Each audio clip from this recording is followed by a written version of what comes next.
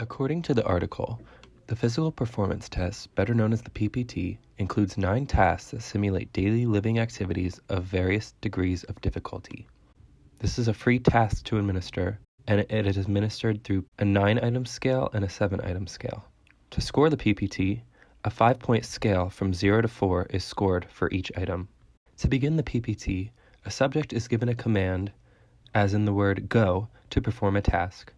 The subject is then timed in completion based on how many seconds it takes them to complete the task. A corresponding score is given to the subject from 0 to 4, determined by the amount of seconds taken to complete the task. Lastly, scores are totaled from each task. The PPT has also shown high inter-rater reliability and high internal consistency in samples of older adults, as per a Rubin and Sue study conducted in 1990. Next up is the Timed Up and Go test, better known as the TUG. The TUG assesses functional mobility and balance.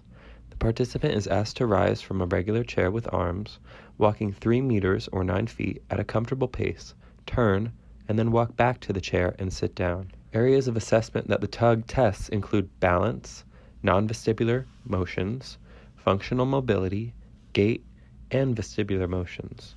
To administer this test, you only need a paper and a pencil, and it's free.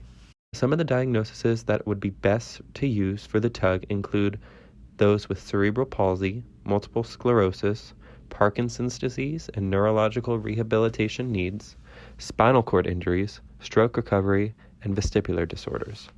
The TUG has shown high test-retest reliability and inter-rater reliability among older adults and correlates well with other measures of balance and mobility, according to a 1991 study by Pozzialdo and Richardson. The next assessment is the Performance Assessment of Self-Care Skills, home-based, better known as the PASS-HOME.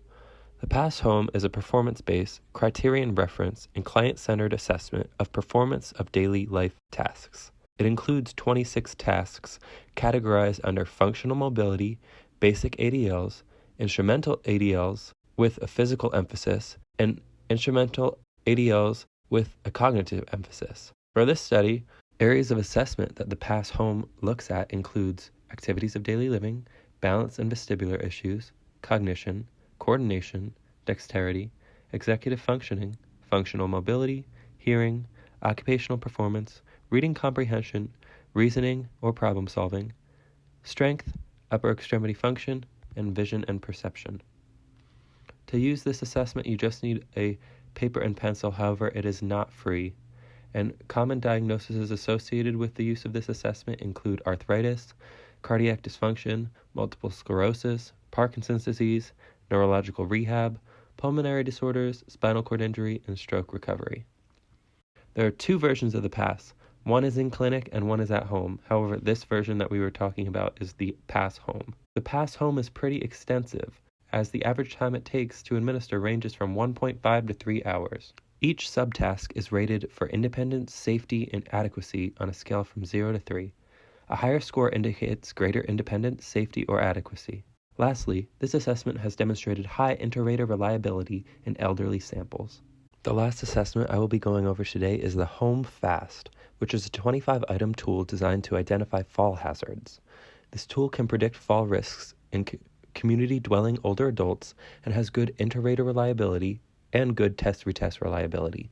Each of the 25 questions consists of yes or no answers. The therapist is instructed to let the client know they must circle responses as either yes, no, or not applicable. The therapist is to score 1 point for each no response. Overall scores are out of 25. The higher the score, the more at risk the individual is considered to be for falling at home.